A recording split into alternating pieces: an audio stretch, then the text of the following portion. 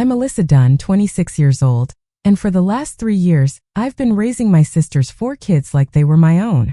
My bakery business had crashed and burned, which left me completely broke. So, moving in with her was how I planned to start over. But instead of rebuilding my own life, I became her unpaid nanny, cooking, driving, and parenting while she worked nights and barely ever showed up. Juggling a part-time coffee shop job with late-night graphic design classes, I was chasing a dream that felt further away with every passing day. Then one night she dropped a bombshell. I'm pregnant again. 5th kid. My stomach twisted. I'd already given up everything, my savings, my goals, my freedom, and now there was another baby on the way. I was done. I just couldn't keep doing this. I snapped, my voice shaking as I stormed to my room. Her face hardened like I was the one who had betrayed her. Right then, I decided to move out and finally live for myself, but she wasn't about to let it go easily. Her reaction was explosive and things spiraled fast. What happened next turned our entire family upside down. If you've ever felt stuck carrying someone else's load, drop your story in the comments. Smash that like button, subscribe, and hit the bell to see how this drama unfolds.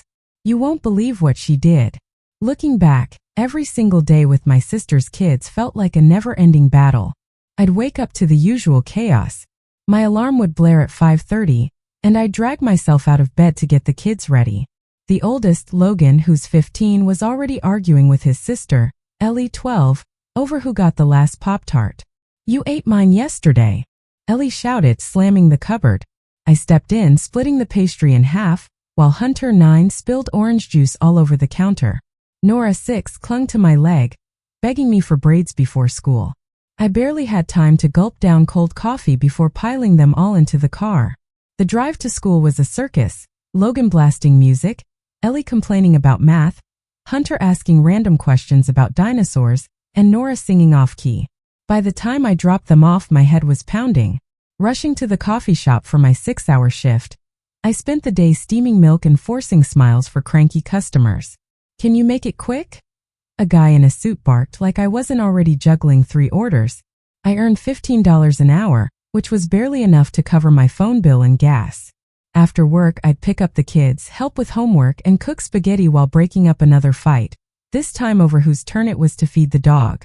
Cheryl, my sister, worked night shifts at the supermarket with her boyfriend, Blake, so she was either sleeping or just gone. I'd maybe catch her for 10 minutes a day when she'd mumble, "Thanks for holding it together," before crashing on the couch. Nights were my only escape. After tucking Nora in and checking Ellie's algebra, I'd open my laptop for my graphic design classes.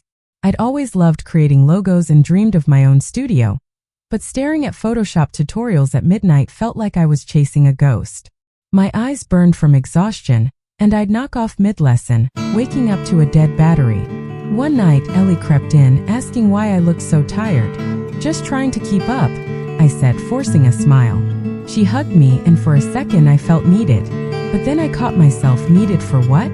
Changing diapers, driving carpools, wiping tears. This wasn't my family. I started noticing just how much I was carrying. Logan needed rides to soccer practice. Ellie had a dance recital I couldn't miss. Hunter's science project was due. And Nora's asthma meant constant trips to the pharmacy. I was spending my savings, the $3,000 from my failed bakery, on their school supplies and doctor visits. Cheryl pitched in sometimes, but her money went to rent and groceries. Blake, who worked the same shifts, never offered a single dime. "You're so good with them," Cheryl would say like it was a compliment. But it wasn't. It was a trap. I was living her life, not mine. One evening, I called my best friend, Tara, to vent. "I'm drowning," I told her, pacing the kitchen while the kids watched TV. Tara, who ran her own graphic design gigs, didn't sugarcoat it. "You're not their mom, Alyssa. You can't keep putting your dreams on hold." Her words hit hard. I looked at my laptop, open to a half-finished logo project, and realized I hadn't submitted anything in weeks. My professors were emailing about missed deadlines and I was falling behind. The kids weren't the problem. I loved their chaos and their quirks, Logan's sarcastic jokes, Ellie's shy smiles, Hunter's endless questions, Nora's clingy hugs. They were my family, but I wasn't their parent. Cheryl was, and she was barely there. Blake, too, acted like the kids were my responsibility. I'd overhear him joking with Cheryl about teamwork, but their teamwork meant me doing everything. I started calculating, 10 hours a day on the kids, 6 at work, 3 on school. That left maybe 5 for sleep if I was lucky.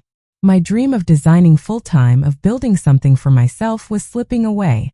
One night after Nora cried herself to sleep over a lost stuffed animal, I sat alone staring at my sketchbook. Lately, I'd drawn nothing but stick figures for her, not the bold designs I used to create. I closed it, my chest tight. I wasn't just tired, I was disappearing. Every day I spent raising Cheryl's kids was a day further from who I wanted to be. I loved them, but I couldn't keep sacrificing myself. Something had to change, and soon. A week later, I was folding laundry when Cheryl burst through the door. Her face lit up with a grin I hadn't seen in months. Right behind her was Blake, her boyfriend, carrying a pizza box and looking smug. "We've got news," Cheryl said, her voice sharp with excitement. She grabbed my hand, pulling me to the couch. "I'm pregnant. 5th kid. Can you believe it?" Blake nodded, tossing the pizza on the table like it was a celebration. My jaw tightened, but I forced a smile, muttering, "Wow, congrats." Inside, I was reeling. Another kid? I was already stretched thin, and they were acting like it was my job to cheer. That night, over dinner, Cheryl dropped the real bomb. "We've been talking," she said, glancing at Blake, who leaned back with a smirk. "You're so good with the kids, Alyssa. We need you to step up more. Maybe quit the coffee shop to focus on them full-time." I froze, my fork halfway to my mouth. "Quit my job?" I repeated, my voice low. Blake shrugged. "Yeah, we're swamped at the supermarket. With the baby coming, we can't handle everything." Cheryl chimed in. "Plus, we're tight on cash. You could chip in $300 a month for rent. It's only fair since you're living here." My pulse raced. $300? I was barely scraping by, pouring my savings into their kids' needs. I tried to stay calm. "I'm already doing everything: school runs, meals, homework. I can't quit my job." Cheryl's eyes narrowed. "You're here eating our food, using our space. You owe us." Blake added, "It's just temporary. We'll figure it out after the baby." His casual tone made my blood boil. Temporary? I'd been their crutch for 3 years. I pushed my plate away, standing up. "I need to think about this," I said, walking out before I said something I'd regret. The next day, I called Tara while the kids were at school. "They want me to quit my job and pay rent," I said, my voice shaking with anger. "They're acting like I'm their live-in maid." Tara didn't hesitate. "They're using you, Alyssa. You're not their employee. What about your design classes? Your future?" Her words stung, but they were true. I'd been so caught up in keeping their family afloat that I'd forgotten my own goals. I hung up, staring at my laptop where an unfinished logo project sat untouched. I was falling behind. And for what? To play mom for Cheryl's kids. Over the next few days, Cheryl and Blake kept pushing. "Think of the kids," Cheryl said one morning, handing me a list of new chores, grocery runs, and doctor appointments for Nora's asthma and soccer fees. Blake even suggested I sell my old bakery equipment to help out. I wanted to scream. They weren't asking for help. They were demanding I give up my life. I started noticing how they dodged responsibility. Cheryl would sleep through the kids' arguments, leaving me to mediate. Blake would hang out after work, joking with Cheryl while I cooked dinner. I was invisible to them, just a tool to make their lives easier. One evening, Logan caught me packing my laptop after a late study session. "You okay?" he asked, his usual sarcasm gone. I hesitated, then said, "I'm trying to be." He nodded like he understood more than I thought. The kids weren't blind. They saw how much I did. But Cheryl and Blake, they acted like it was my duty. I went to bed that night, my mind racing. I couldn't keep this up. My savings were dwindling, my classes were slipping, and my dream of designing was fading. I had to find a way out. Not just for me, but to show the kids I wasn't abandoning them. I started checking rental listings online, my fingers trembling as I typed. $300 a month? I'd rather spend it on a place of my own. I wasn't their servant, and I was done letting them treat me like one.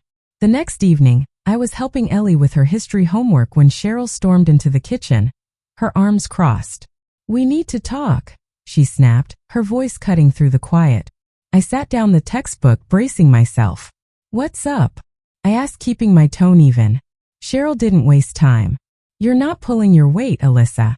I asked you to step up and you're still working those coffee shop shifts. It's irresponsible. My breath caught. Irresponsible.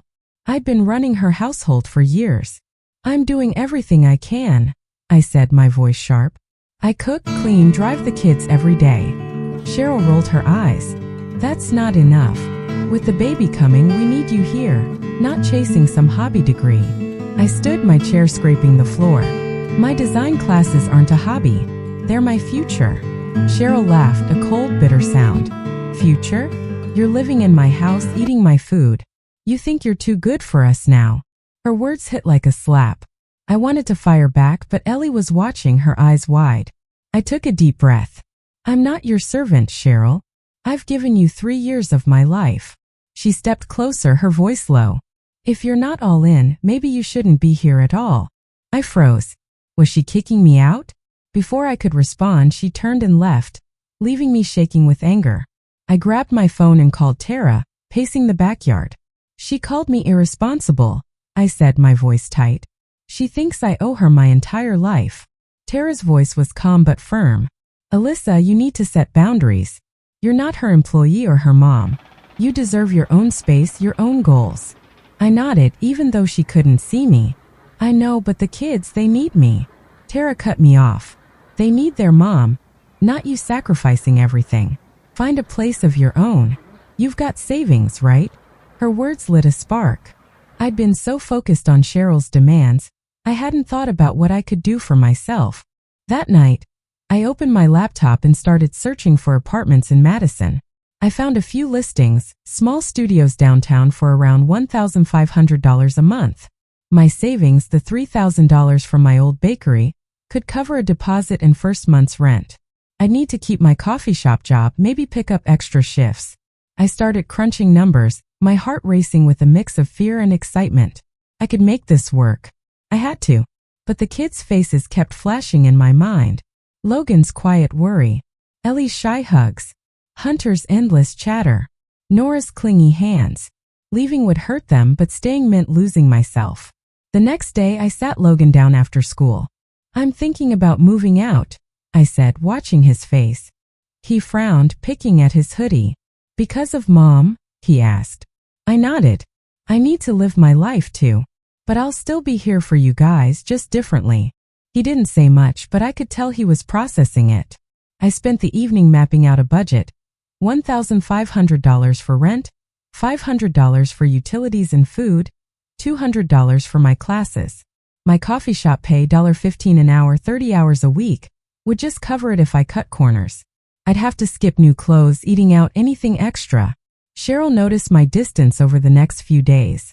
You're acting weird, she said one morning, catching me checking listings on my phone. I didn't look up.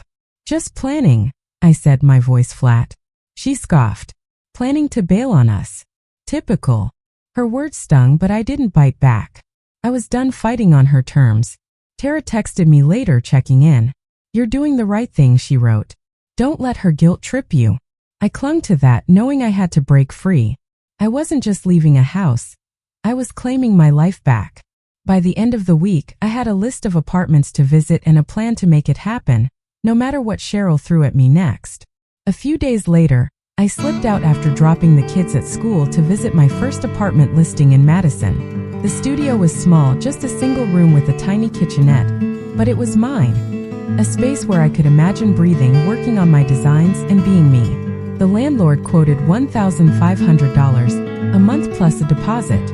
I nodded, clutching my phone where I'd saved screenshots of 3 other listings. My savings, $3,000, would cover the move, but I'd need to stretch every penny.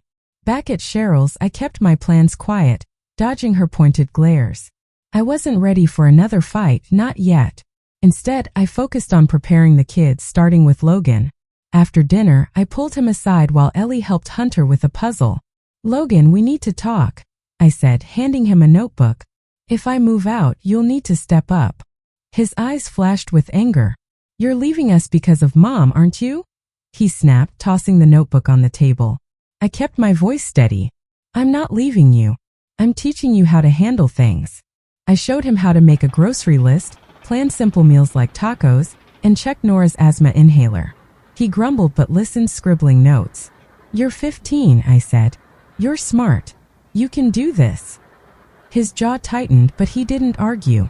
Ellie overheard us and cornered me later, her voice small. "Are you moving because we're too much?" she asked, twisting her hair. My heart sank. "No, Ellie, it's not you. I just need my own space." She hugged me, her face buried in my shoulder, and I felt her quiet sobs. I held her tight, promising to stay close. Hunter and Nora were trickier. At 9 and 6, they didn't grasp the full picture. Over breakfast, I explained I might live somewhere else soon. Hunter frowned, stirring his cereal. "Who's going to help with my science project?" he asked. Nora's lip trembled. "Will you still braid my hair?" I reassured them I'd visit, but their confused looks lingered. I spent the next few days visiting more apartments. One had a view of a park. Another was closer to the coffee shop. I narrowed it down to a studio I could afford, running the costs in my head. My job brought in about $1,800 a month, enough for rent, utilities, and food if I skipped extras. I'd have to pause my design classes for a month to save cash, but I could pick them up again.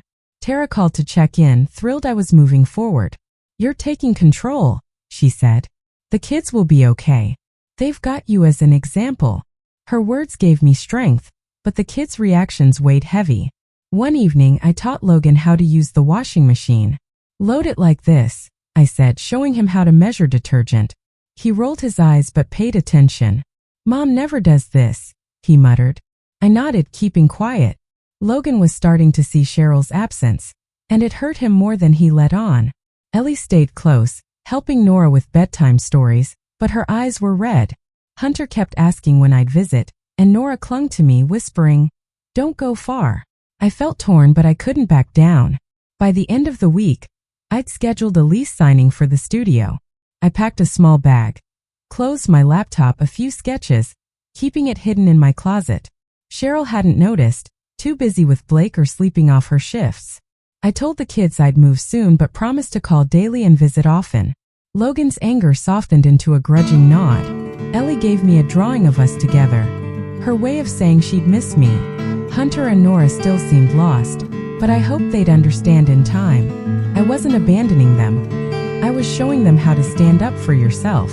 As I finalized my plans, I felt a flicker of hope. I was ready to take this step, even if it meant facing whatever came next alone. The following week, I hauled my last box into my new studio in Madison.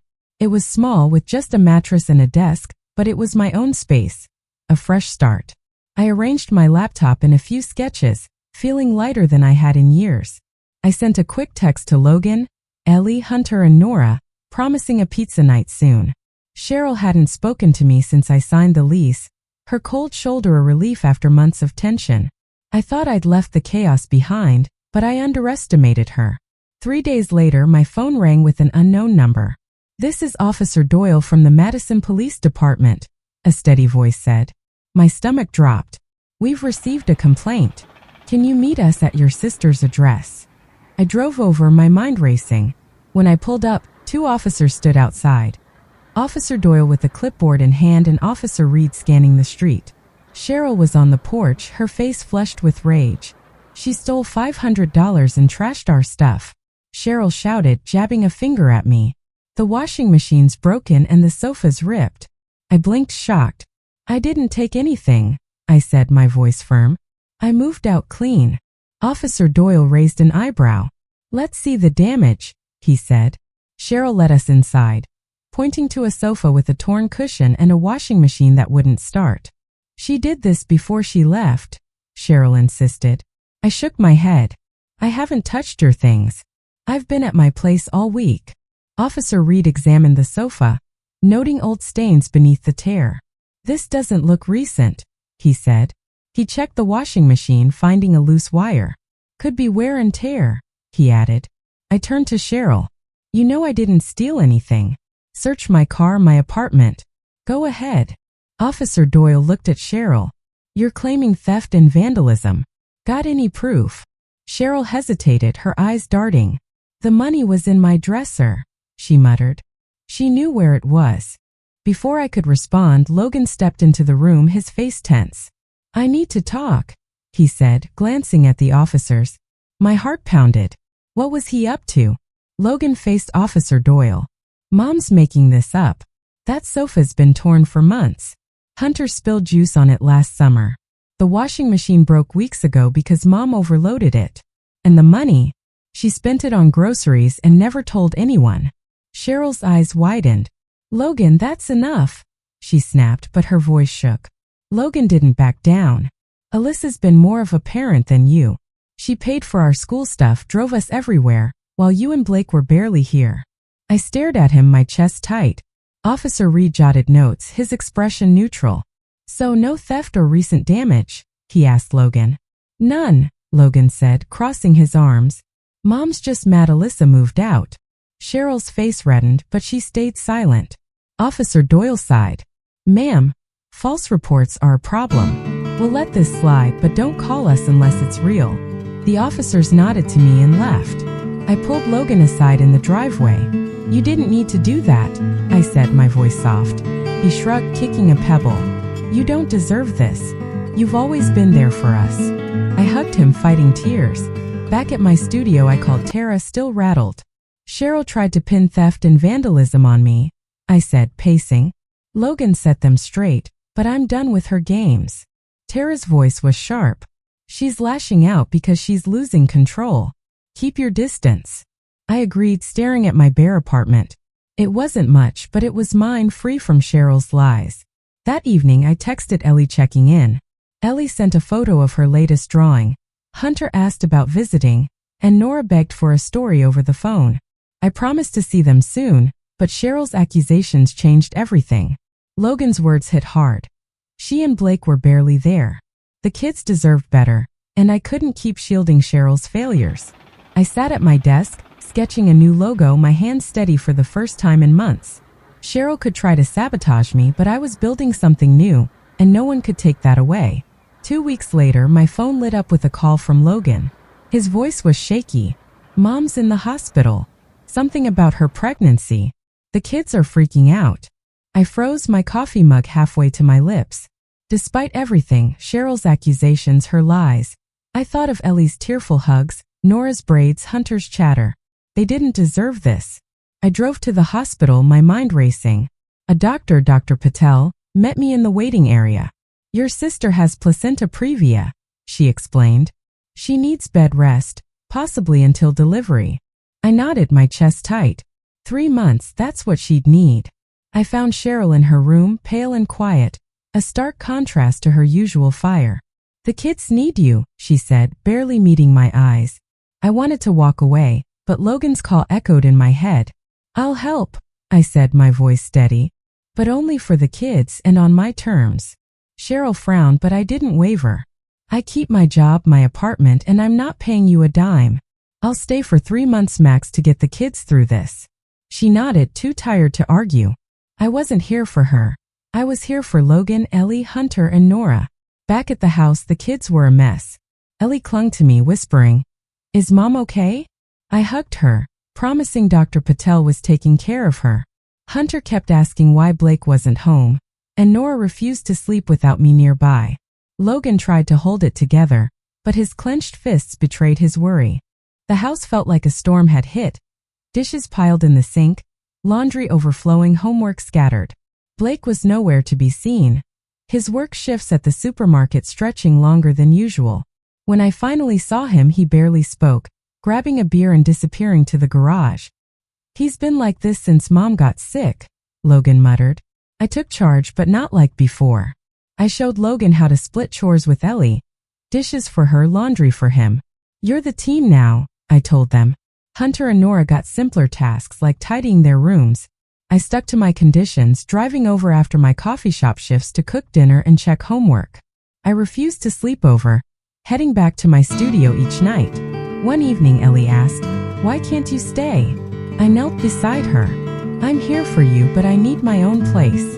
She nodded, but her eyes were sad. Blake's distance made things worse. He'd come home late, barely acknowledging the kids. One night, I found Nora crying because he'd forgotten her school play. He said he'd be there, she sobbed. I held her, my anger at Blake simmering. Logan overheard and scoffed. He's checked out.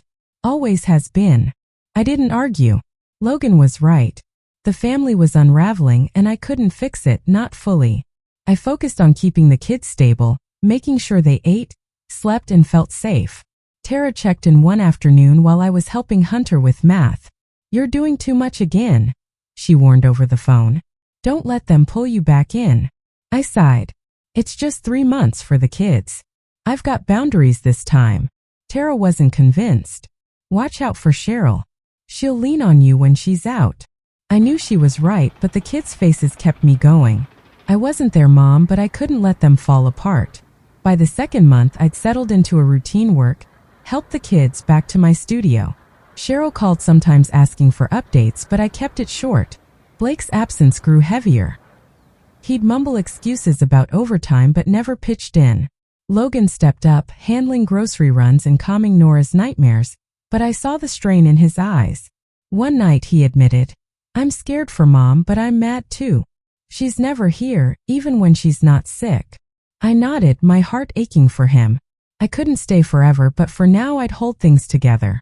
As I drove home, my sketches waiting on my desk, I felt a quiet resolve. I was helping, but I wouldn't lose myself again. 3 months later, Cheryl was discharged from the hospital, her newborn son in her arms.